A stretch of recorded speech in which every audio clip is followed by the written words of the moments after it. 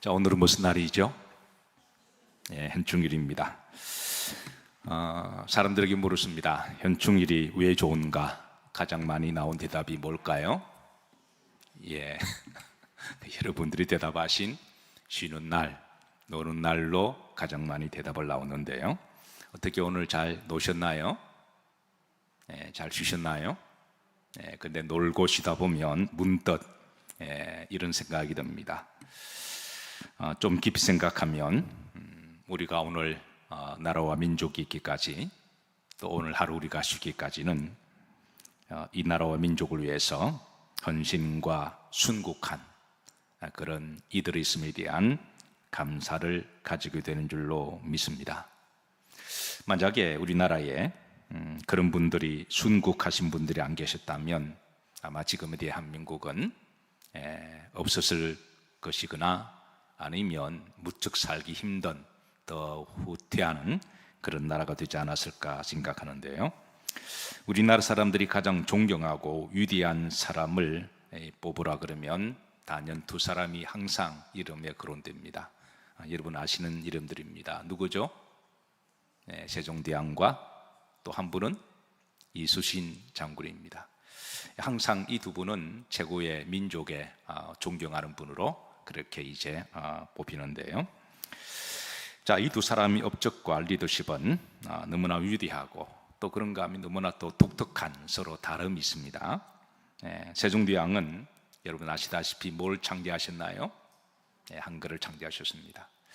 1443년에 놀라운 글을 창제하셨습니다. 한글의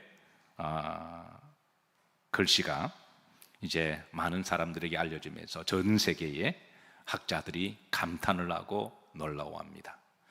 참으로 우리 대한민국에 이 한글이 있었기에 또 우리 대한민국이 이렇게 발전했으리라고 그렇게 믿고, 또 과학과 기술, 문화, 예술, 특별히 세종대왕은 정말 사심없이 나라와 백성을 사랑한 위대한 성군이었습니다. 그래서 우리가 다시 한번 한글을 사용할 때마다 감사를 드리고, 또 아시다시피 이 한글의 위대성을 제일 먼저 알아본 사람이 아이러니하게도 우리나라 사람이 아니라 우리나라 오셔서 복음을 전했던 선교사들입니다. 어쨌든 이 한글을 통해서 성경이 번역되어지고 또 이렇게 복음이 급속도로 이렇게 많이 퍼지게 된 줄로 믿습니다. 자, 이순신 장군은 1592년에 임진왜란 때 그렇게 전쟁에서 싸우시다가 나라를 구하신 분이죠. 나라를 위해서 장렬하게 싸우시다가 순국하셨습니다. 안타까운 건 이 두 분의 죽음입니다. 여러분 혹 아는 분도 계시겠지만 세종대왕은 몇 세에 승하를 하셨나요? 52세에 승하를 하셨습니다. 어떻게 보면 좀 이른 나이에 좀 더 오래 사셔서 정말 나라를 사랑하고, 세종대왕의 그 마음속에는 정말 정치욕이나 사심 없이 어떻게 하면 나라를 잘 살게 하고 백성들이 잘 살게 할까, 항상 그 애민의 마음이 항상 있어서 참 그런 분들이 좀 더 오래 살아서 했으면 얼마나 좋았을까, 그런 안타까움이 있어요. 자, 여러분들은 오래 사세요. 오래 살아서 하나님 나라를 많이 확장시키시길 주의 이름으로 기도하고 축복합니다. 어쨌든 이른 나이에 가셨습니다. 이순신 장군은 여러분 몇 세에 순국하셨을까요? 이분도 일찍 가셨는데 53세에 그렇게 순국하셨습니다. 세종대왕보다도 1년 더 사시다가, 어쨌든 그분이 안 계셨다면 아마 나라가 없어지지 않았을까, 그런 생각을 하는데요. 어쨌든 이 두 분은 공통점은 정말 오로지 나라와 그리고 백성들을 사랑했던 분이고, 개인적인 어떤 정치적인 탐심이나 욕심이 없었던 분입니다. 그래서 이제 항상 존경받는 위대한 지도자라고 그렇게 평가를 받는 것이죠. 물론 이 두 분 외에도 이름도 없이 빛도 없이 나라를 사랑하시고 순국하신 많은 분들이 계세요. 그래서 오늘의 대한민국이 있으리라고 그렇게 생각하고, 특별히 나라를 위해서 목숨 바친 그분들을 다시 한번 우리가 가슴에 새기고 또 잊지 않고 그 헌신을 우리가 잘 이어가는 대한민국이 되기를 기도하고 소망하며, 또 앞으로도 이런 두 분과 같은 많은 지도자들이 각 공동체에서 많이 나올 때 그 공동체가 소망이 있고 그 나라와 민족이 복이 있는 줄로 믿습니다. 자, 그런데 이수신 장군의 한 사람으로 우리나라가 나라가 구해졌다면, 여러분, 한 사람으로 온 인류가 구원받았던 사건이 어떤 사건인가요? 바로 십자가 사건이죠. 온 인류를 위하여 죽으신 분이 누구신가요? 예수님이십니다. 그래서 우리가 이수신 장군도 세종대왕도 참으로 귀하신 분들이지만 온 인류를 구원하시기 위해서, 그리고 조금만 더 들어가면 나를 구원하시기 위해서, 나의 죄를 용서하시고 나를 구원하시기 위해서 십자가에 죽으신, 우리가 그 주님의 죽음과 십자가를 기억하는 날이 바로 성금요일인 줄로 믿습니다. 이 밤에 잘 오셨습니다. 주의 이름으로 환영하고 축복하고 주께서 함께 기도하자 그러셨으니 십자가 아래에서 우리가 열심히 기도하는 밤 되기를 주의 이름으로 축복합니다. 우리 옆으로 보시면서 잘 오셨습니다. 열심히 기도하십시다 인사하십니다. 자, 오늘 본문 말씀 다니엘 속의 기도인데요, 제목이 따라서 하십니다. 예언 성취에 대한 응답의 기도입니다. 자, 우리는 지난번에 다니엘서 6장에 만났던 다니엘의 나이와 모습에 대해서 잠깐 함께 살펴보았습니다. 그리고 이제 예배를 마치고 이제 다니엘의 1장에 만났던 다니엘의 모습은 몇 살의 다니엘의 모습이라 그랬나요? 15살 전후. 여러분 15살 전후 한번 손 들어 보시죠. 아주 얼굴이 홍안이 되고 앳되고 그리고 아주 이렇게 이쁘고 청춘한, 자, 15살 전후 손 들어 보세요. 그때 그 다니엘이 고를 때가 1장의 다니엘의 모습이었습니다. 그리고 2장은 17살 때 다니엘의 모습이고 3장은 30대 후반의 모습입니다. 4장은 40대 후반의 모습이고요, 6장은 85세 때의 다니엘의 모습입니다. 그래서 우리가 시간의 함수를 계산해서 성경 읽어 내려가면 다니엘서는 총 12장까지 있거든요. 우리 소연이는 지금 연세가 어떻게 되시나요? 23살인가요? 그러면 한 2장 정도 되는 다니엘도 우리 이제 그런 세대가 있었어요. 저도 그런 때가 있었고, 우리 모두가 다 그런 때가 있었죠. 그런데 이제 6장에 8장, 7장, 9장까지는 다 85세 때의 다니엘의 그 모습이라 보시면 돼요. 그래서 우리가 조금 직관적으로 우리가 좀 공감하기 위해서 이제 그 사진을 조금 이렇게 했는데요, 더불어서 제 사진도 15살 때 모습하고, 그리고 이제 60살 때 모습하고 지금의 모습을 하고, 그리고 이제 85세 때 예상을 해서 AI에게 물어서 그렇게 해서 보여줬더니 예배를 마치고 나서 집사람이 내게 그러더군요. 불쌍하면서도 그리고 85세의 모습이 그래도 꽤 괜찮게 멋있게 늙었다, 그렇게 평가하더군요. 그러니까 85세의 나의 모습을 보면서 한편으로는 불쌍하고 한편으로는 참 잘 늙으셨다, 그렇게 평가하길래 아니 그러냐고 그렇게 했는데, 어쨌든 이제 우리가 지난번에 이제 다니엘의 모습이, 오늘 9장에서 만나는 다니엘의 모습은 몇 살일까요? 85세의 다니엘의 모습으로 생각하면 됩니다. 자, 중요한 것은, 자, 다니엘이 시간이 흘러가면 흘러갈수록 그가 더 깊어지고 성숙한 것이 있었는데, 여러분 그게 뭘까요? 변치 않는 다니엘의 더 깊어지고 성숙한 모습은 따라서 하십니다. 하나님에 대한 믿음이었습니다. 자, 오늘 본장에 보시면 다니엘이 시간이 갈수록 더 많은 시간을 하나님께 기도하고 더 많은 시간을 성경을 읽고 독경했습니다. 이거는 다니엘이 15살 때부터 지금까지 변하지 않는 그의 믿음인데요. 마찬가지로 저는 우리 영일 성도님들이 시간이 많이 지나가고 나이가 들어도 세상이 변해도 하나님에 대한 믿음은 변치 않으시기를 주의 이름으로 축복하고, 오히려 더 깊어지시고 더 하나님께 가까이 가시고 더 성숙하시기를 주의 이름으로 축복합니다. 믿음의 진보가 계속 더 일어나기를 주의 이름으로 축복합니다. 다니엘이 그랬습니다.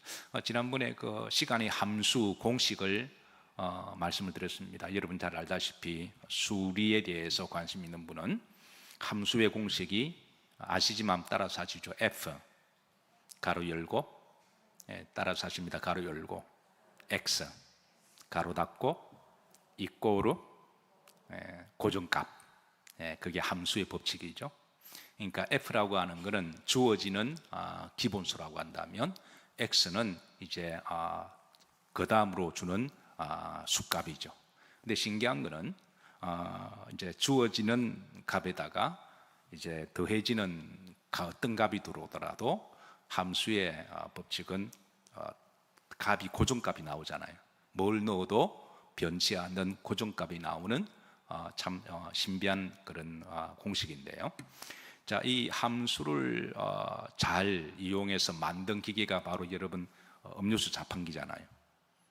음료수 자판기에 동전에 어떤 동전을 넣더라도 나오는 이렇게 그 음료수는 다 동일하게 나오잖아요.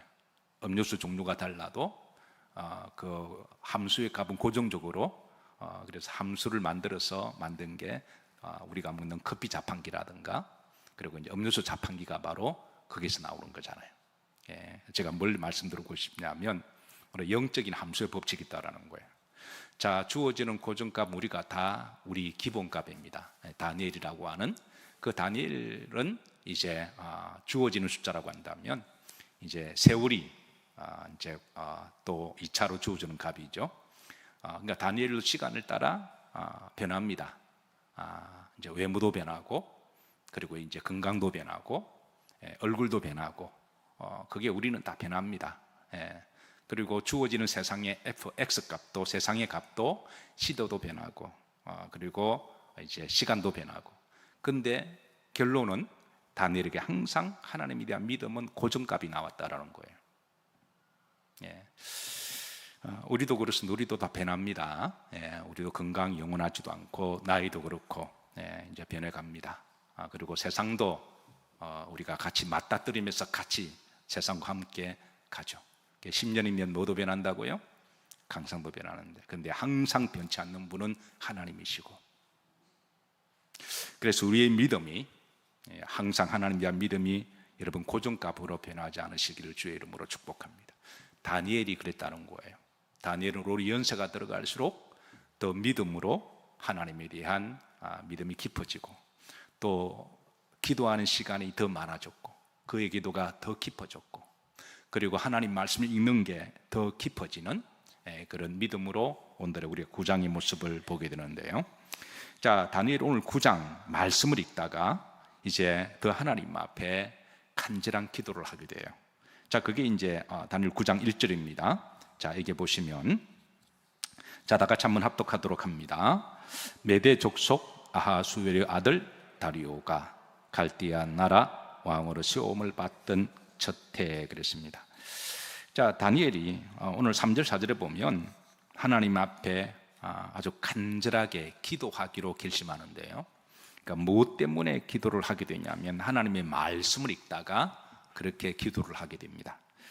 저는 여러분들이 성경을 독경하다가 은혜 받으시고 성경 말씀 붙들고 기도하시기를 주의 이름으로 축복합니다.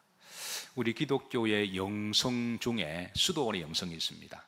많은 기독교인들이 수도원의 영성을 사모합니다. 저도 마찬가지로 항상 수도원에 대한 영성에 대한 그런 사모함이 있는데요. 수도원의 중세 수도원에 대하여 관심도 참 많이 있고, 또 제가 할 수만 있으면 또 이렇게 방문해 보고자 하고 그렇게 하는데요. 그 수도원 중에 최고의 수도원으로 평가되는 베네딕토 수도원이 있습니다. 베네딕토 수도원. 영성의 수도원으로 그렇게 소문나 있는데요.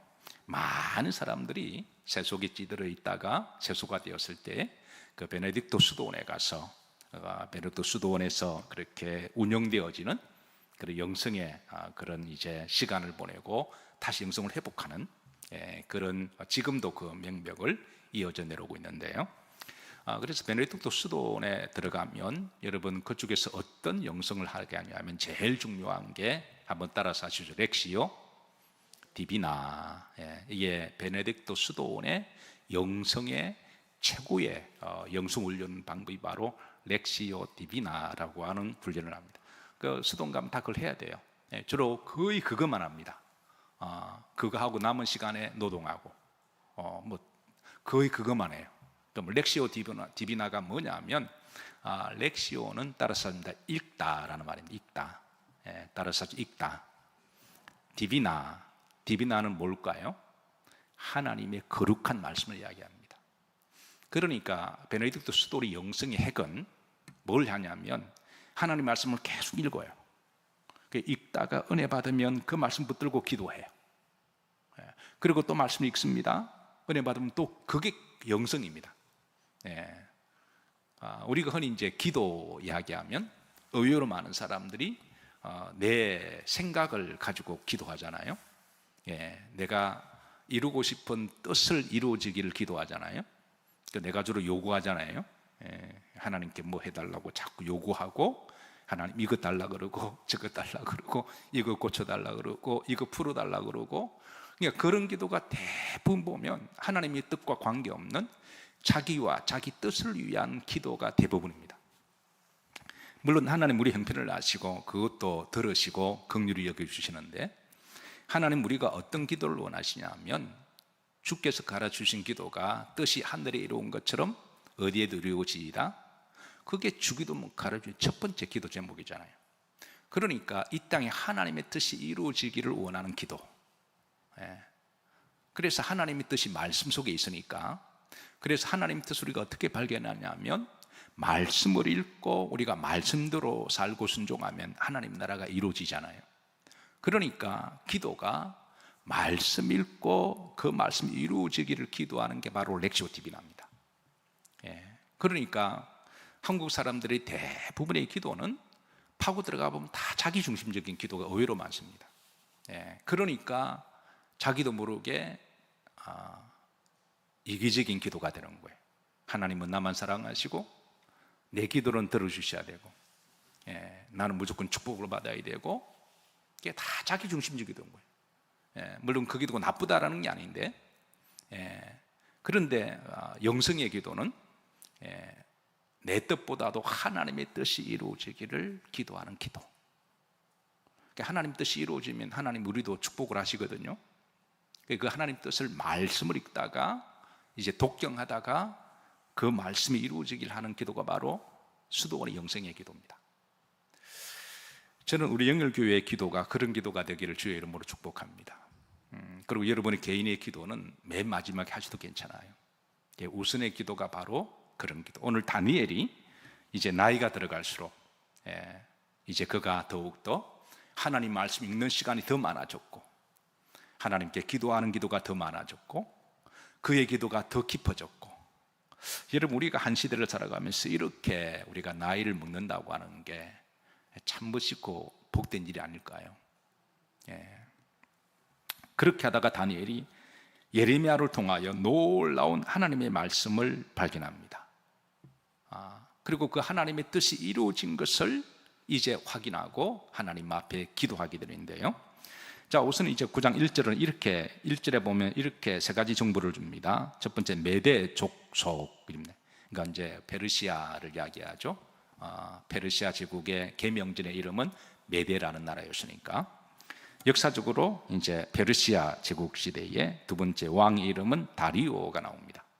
세 번째는 자 후림절입니다. 자, 첫 해 그랬습니다. 이때가 바로 다니엘이 85살 전후가 되는 그런 때를 이야기를 합니다. 자, 다니엘 9장 2절입니다. 9장 2절. 자, 한번 다 같이 합독합니다. 곧 그 통치 원년에 나 다니엘이 뭘 통해 이 책을 통해 여호와께서 무엇으로 말씀으로 선지자 예레미야에게 일러주신 그 연수를 깨달았나니 그랬습니다. 그러니까 다니엘이 하나님의 말씀 예레미야를 읽다가 놀라운 연수를 깨닫게 됩니다. 자, 그러고 나서 이제 이 예레미야가 주셨던 그 말씀 바로 예레미야 25장 11절과 12절 말씀인데요. 자, 다 같이 합독합니다. 이 모든 땅이 폐허가 되어 놀랄 일이 될 것이며 이 민족들은 70년 동안 바벨론의 왕을 섬기리라. 여호와의 말씀이니라. 70년이 끝나면 내가 바벨론의 왕과 그의 나라와 갈대아인의 땅을 그 죄악으로 말미암아 벌하여 영원히 폐허가 되게 하되 그랬습니다. 자, 다니엘이 예레미야의 말씀을 읽었습니다. 아마 이 말씀을 읽고 오늘 본문의 말씀처럼 이제 큰 하나님의 뜻을 깨닫습니다. 왜냐하면 바벨론이 70년이 지나면 그 나라가 하나님의 심판을 받아서 망할 것이고, 그리고 이 70년이 끝나면 이제 하나님께서는 유대 민족을 다시 예루살렘으로 돌려보내신다고 하는 이 소식을 받은 거예요. 자, 그러니까 다니엘은 15살 때 바벨론의 포로로 잡혀왔습니다. 그 어린 나이에. 그리고 70년이 지났습니다. 그러니까 지금 한 85살 되는 거죠. 그러니까 이걸 다 봤거든요. 역사의 현장에서 살아있는 동안에 그 거대하고 무시무시한 바빌론 제국이 멸망당하는 것을 다니엘은 두 눈을 시퍼렇게 뜨고 그렇게 목격했는데, 그러는 가운데 하나님 말씀 읽다가 이 말씀 읽었으니까 하나님 말씀이 성취가 된 거잖아요. 그러니까 다니엘이 이 말씀을 듣고 이제 어떻게 하냐면, 자, 다니엘의 기도가 시작되는데요. 자, 다니엘 9장 3절입니다. 자, 합독합니다. 내가 뭐하며 금식하며 무엇을 입고 베옷을 입고 뭐를 죄를 덮어쓰고 주 하나님께 뭐하며 기도하며 간구하기를 뭐하고 결심하고. 그러니까 말씀을 읽다가 예언에 성취된 것을 보고 다니엘이 그 자리에 무릎을 꿇고 하나님께 기도합니다. 자, 4절입니다. 합독합니다. 내 하나님 여호와께 기도하며 자복하여 이루기를 크시고 두려워할 주 하나님, 주를 사랑하고 주의 계명을 지키는 자를 위하여 언약을 지키시고 그에게 인자를 베푸시는 이시여 크시고 두려워할 주 하나님. 그러니까 역사를 심판하시고 예언된 70년 전에 하신 예언을 이루시는 이 역사를 목격했던 다니엘은 이제 하나님 앞에 큰 두려움을 느끼는 거예요. 큰 두려움과 동시에 주를 사랑하고 주의 계명을 지키는 자를 위하여 뭐를 지키시고 언약을 지키시고, 그리고 그 유대 민족을 다시 하나님 은혜를 베푸셔서 다시 돌아가게 하신다는 이 예언의 말씀을 읽고 다니엘이 금식하며 기도하기 시작합니다. 그러니까 하나님이 예언된 말씀이 성취가 되어짐에 대하여 목격하고 하나님 앞에 금식하며 기도합니다. 자, 여러분 어떻게 여러분 금식 다 해보셨죠? 아마 여러분들은 이제 나름대로 다 금식을 뭐 한 끼든 두 끼든 아니면 며칠이든 간에 해보셨을 거예요. 근데 여러분 금식하실 때 주로 뭐 때문에 금식을 하셨나요? 혹시 여러분들의 금식이 어떤 내가 절박한 문제나 내가 필요에 따라 내 문제 가지고 견디지 못해서 금식을 하신 분도 계시겠지만, 만약에 그런 거 관계없이 오늘 다니엘처럼 정말 하나님의 나라와 의를 위하여 금식한 분이 계신다면 하나님 매우 기뻐하실 거예요. 다니엘이 바로 그런 금식을 했습니다. 자, 그러고 나서 이제 다니엘이 9장 5절입니다. 자, 다니엘은 그 기도를 어떻게 시작하냐면 이렇게 시작합니다. 합독합니다. 우리는 이미 그랬습니다. 이 이미라고 하는 이전의 역사를 이야기하거든요. 자, 이전의 역사. 자, 다니엘은 바빌론 포로로 잡혀와 나라가 멸망당했을 때 그때 나이가 몇 살이라고요? 15살 전후라 그랬습니다.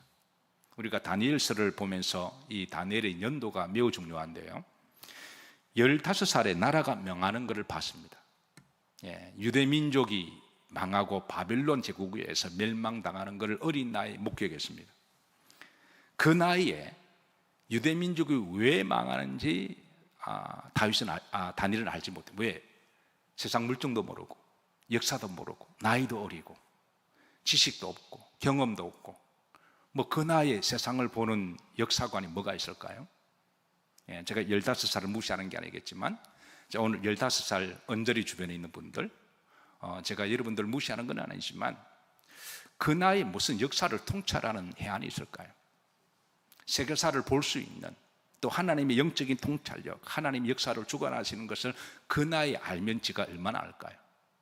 그래서 15살 때 다니엘의 큰 숙제는 뭐냐면 전쟁통에 말미암아 나라는 망했고, 예, 아마 부모는 전쟁통으로 돌아가셨겠죠.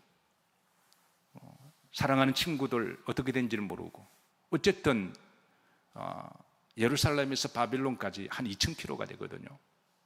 그게 이렇게 쇠사슬로 묶여서 맨발로 발에 피가 나도록 그렇게 포로로 노예로 잡혀갔을 때, 그 젊었을 때 울분에 찬 15살이면 한참 또 혈기가 있을 때잖아요.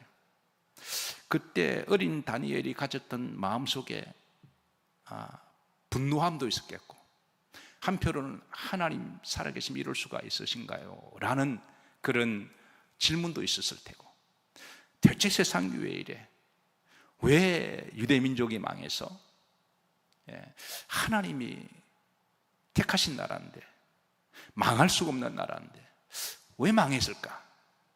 여기에 대한 그 고통과 숙제가 15살 때 다니엘은 그걸 가지고 있었다는 거예요. 그게 한평생 다니엘의 바빌론 포로, 나라가 망했고 바빌론 포로로 살면서 그게 그의 숙제였습니다.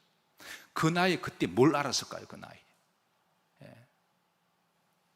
아니, 망할 수 없는 나라인데, 하나님이 택하신 나라인데, 하나님이 그동안 긍휼을 베풀어 주셨고, 오늘 어느 분이 기도 중에 기도 제목 올리셨어요. 기도 제목 올렸기에, 이 기도 제목은 본인의 신앙과 하나님께 올려드리기, 목사가 뭐 더하거나 뺄 수는 없습니다. 올린 그대로 저는 하나님께 강단에서 올려드리는데요, 제가 이름은 밝히지 않겠지만, 나 혼자 잘 먹고 잘 살겠다고, 우리 가족 잘 되게 해달라고 기도하느라 하나님이 서서 이 나라를 위해 기도하지 못한 우리 모두가 죄인입니다. 주의 백성들이 회개하고 깨어 기도하게 하여 주소서. 아마 이분의 마음속에는 아마 15살 다니엘의 그런 마음이지 않을까 생각합니다. 왜 나라가 망했을까? 망하도록 유대민족은 뭘 했을까? 하나님이 수없는 기회를 주셨을 때 왜 이 민족이 망했을까? 아직 답을 찾지 못해서, 차라리 답을 알면 속이라도 시원하겠는데, 근데 그 15살 때 뭘 그 답을 알까요? 울분인 부모가 죽고 형제들을 다 전쟁통에 다 죽었다고 봐야 되죠. 나라를 빼앗기고, 아니 망할 수가 없는 나라가 이렇게 됨에 대한 그 분노와 그 궁금증을 가지고, 그래서 15살에 포로로 잡혀가서 그가 바빌론에서 이제 70년을 지나다 보니까 나이 85세가 된 거예요. 다니엘의 마음속에 늘 나라가 회복되기를 기도하지 않았을까요? 그리고 나라가 다시 회복되면 다시 돌아갈 것에 대한, 그게 디아스포라를 살아갔던 유대인들의 모든 꿈에도 그리던 소원이었으니까. 아마 다니엘뿐만 아니라 그 시대 다 그랬을 겁니다. 왜 나라가 망했지? 망한 줄도 모르고 망해버렸던 나라. 망하기 전까지 그걸 뭘 했냐는 거죠. 역사적 통찰도 없었고, 하나님이 주신 그 기회도 잃어버리고, 오늘 이분의 기도처럼 다 자기 잘 먹고 잘 살겠다고 그렇게 살았던 그거를 다니엘이 나이 85세가 되었을 때, 이제 세월이 지나서 거대했던 바빌론 제국이 멸망당한 걸 보았습니다. 이거는 경청동지할 일이거든요. 영원히 멸망할 것 같지 않던 그 거대한 사자 같은 바빌론 제국이, 나라가 멸망했습니다. 그러면서 이제 나이도 들었고 역사적 통찰력도 있고 세상을 보는 안목도 있고 지혜도 있고, 이제 그 정도 나이가 됐으면 그의 기도는 더 깊어졌고 그 영성은 더 깊어졌고, 이제는 세상을 바라볼 때 15살의 나이가 아니라 세상을 통찰력을, 인사이팅을 가지고 바라볼 만한 그만한 나이 때, 시간 날 때마다 기도했고 시간 날 때마다 성경 읽었고, 그리고 하나님 주신 영성을 가지고 시대를 잘 통찰하면서 깨어 분별했던, 그래서 그럴 때에 하나님 말씀을 통하여 다시 역사를 꿰뚫어 보는 바로 그 사건이 바로 다니엘 9장입니다. 그래서 자, 이제 9장 5절을 보십시다. 비로소 답을 찾은 거예요, 다니엘이. 이미, 그러니까 역사를 복기를 해보면 70년 전에 왜 유대 민족이 망했는가? 망할 수가 없는 나라인데 유대 민족은 망할 때까지 설마 그랬거든요. 근데 이미, 자, 이제 보십시다. 다니엘이 찾았던, 자, 답은 바로 이겁니다. 자, 5절 다 같이 합독합니다. 이미 뭐하여? 범죄하여. 두 번째 뭐하며? 배역하며. 세 번째 뭐하며? 행악하며. 네 번째 뭐하며? 반역하며. 다섯 번째 주의 법도와 규례를 떠나 싸우며. 임이라고 하는 건 70년 전에 유대 민족을 이야기하는 겁니다. 그때 왜 망했을까 늘 궁금했는데 보니까 그때 유대 민족들은, 자, 오늘 이 5절에 5가지를 제시하고 그 다음에 6절에 하나 더 제시하거든요. 첫 번째가 우리 민족이 범죄했다는 거예요. 그때 범죄했다. 이게 하타라는 말인데 이 말은 하나님에서 멀리 떠난 걸 이야기합니다. 하나님을 멀리 떠났다. 두 번째입니다. 패역입니다. 이거는 윤리와 도덕적인 죄를 이야기합니다. 윤리와 도덕적인 죄를 지어도 그렇게 돌아가는 나라 민족. 세 번째입니다. 행악, 라사인데요. 이거는 악한 짓을, 마귀짓인데 우상 숭배를 이야기하고요. 네 번째 반역입니다. 이거는 대항하는 걸 이야기하고 하나님을 대항하는 것. 그리고 다섯 번째 주의 법도와 규례를 떠난 것. 이게 이제 5가지입니다. 여섯 번째가 다니엘 9장 6절입니다. 자, 6절에 보면, 자, 다 같이 합독합니다. 우리가 또 주의 종 선지자들이 주의 이름으로 우리의 왕들과 우리의 고관들과 조상들과 온 국민에게 말씀한 것을 듣지 않았다라는 거예요. 하나님은 그래도 유대 민족을 사랑하셔서 때마다 주의 종들을, 선지자를 보내주셨어요.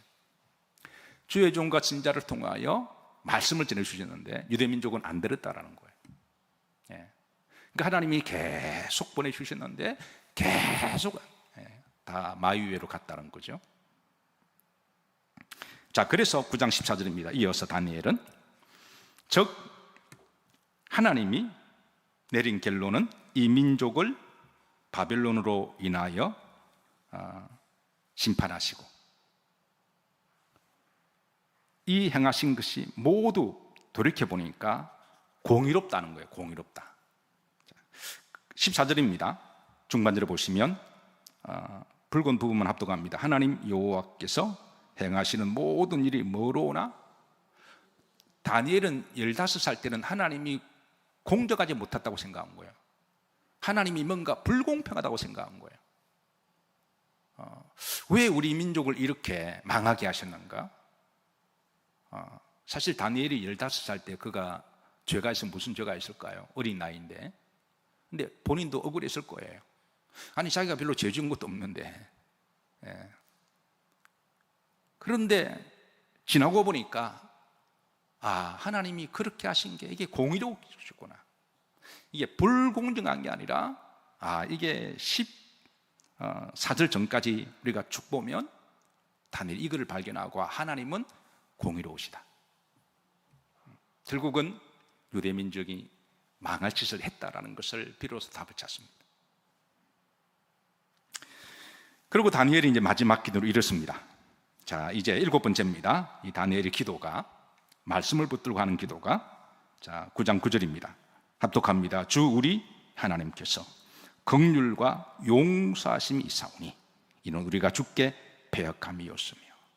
자, 하나님, 우리가 돌이켜보니까 잘못했습니다. 매를 맞아보니까, 나라가 망해보니까 이거는 정말 잘못했습니다. 그리고 이제 대신해서 회개하며 금식하며 기도하는 거죠. 그러면서 하나님께 기도합니다.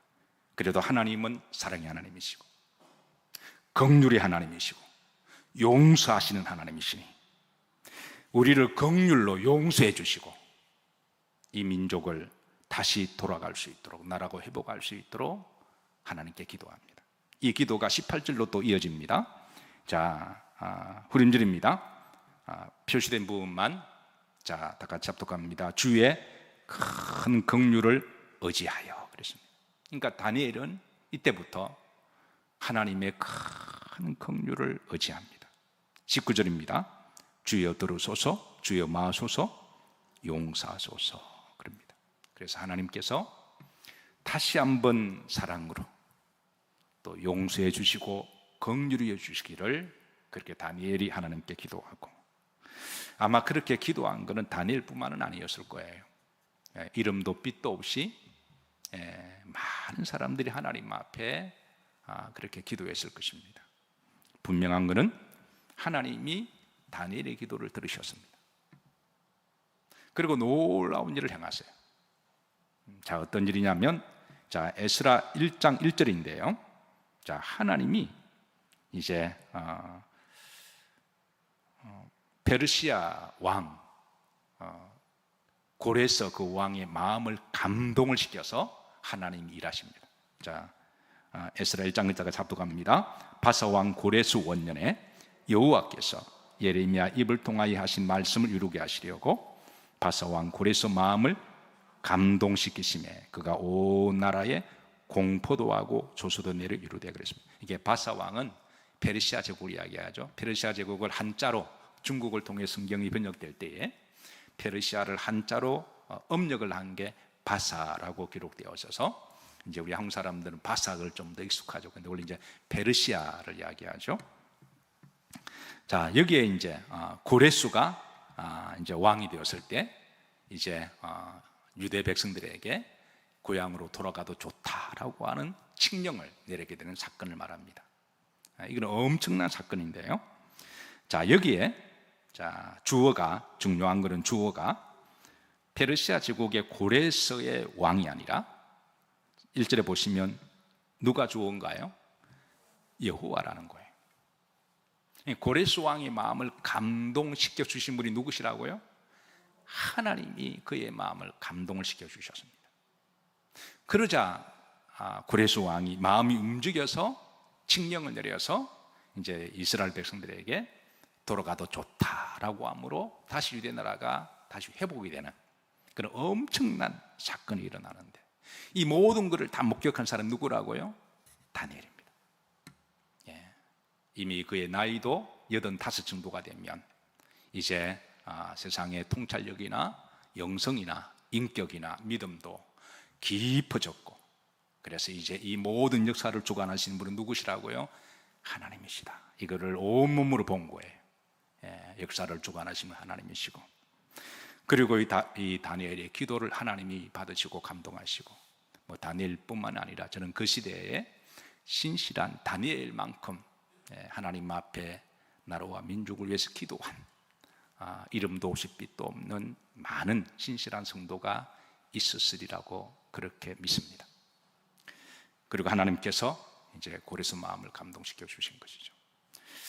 자, 말씀을 정리하면서, 자, 우리가 한 시대를 살아가면 당장 내 문제도 급하고 내가 필요한 것도 많이 있고, 그래서 우리가 이 문제를 가지고 기도를 해야 됩니다. 당연 우리가 그렇게 기도해야 되겠죠. 그러나 동시에 우리가 이런 기도도 해야 되지만, 그러나 좀 거시적인 안목으로 주님이 가르쳐 주신 기도대로 하나님의 나라와 의가 이 땅에 이루어지기를 그렇게 우리 그리스도인들이 기도해야 되리라고 그렇게 믿습니다. 그래서 시대의 통찰력을 영적으로 우리가 말씀을 제대로 믿고, 또 믿는 사람들에게는 거룩과 성령이 계시잖아요. 아멘인가요? 그리고 말씀을 다 믿는 사람들이잖아요. 아멘인가요? 그리고 성령을 다 가슴에 모시고 사는 사람들이잖아요. 아멘인가요?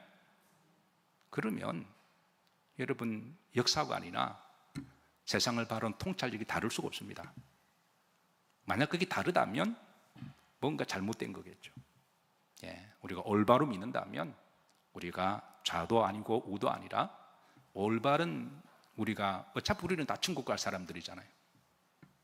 우리는 다 하나님의 사람들이잖아요. 아멘인가요? 그러면 이게 다를 수가 없습니다. 하나님이 한 마음을 주시고 한 뜻을 주시고, 그래서 이 땅에 하나님 나라와 의가 이루어질 때 하나님은 더 귀하게 역사하시리라고 그렇게 믿고, 그래서 우리 대한민국이 이제 마지막 때 하나님이 왕같은 제사장으로 세움을 받는 나라가 되기를 기도하고, 그래서 이를 위해서 이제 많은 성도들이 각자의 삶의 자리에서 우리가 하나님의 뜻이 이루어지기를 기도하신다면 하나님은 감동을 받으시고, 그 감동된 마음을 또 여러 사람들에게 또 감동을 주게 하심으로 말미암아 이 나라가 하나님 기뻐하시는 공의와 정의가 살아있고, 또 하나님의 사랑과 구원과 복음이 넘쳐나는 왕같은 제사장의 그런 하나님의 나라가 되기를 주의 이름으로 기도하고 축복합니다.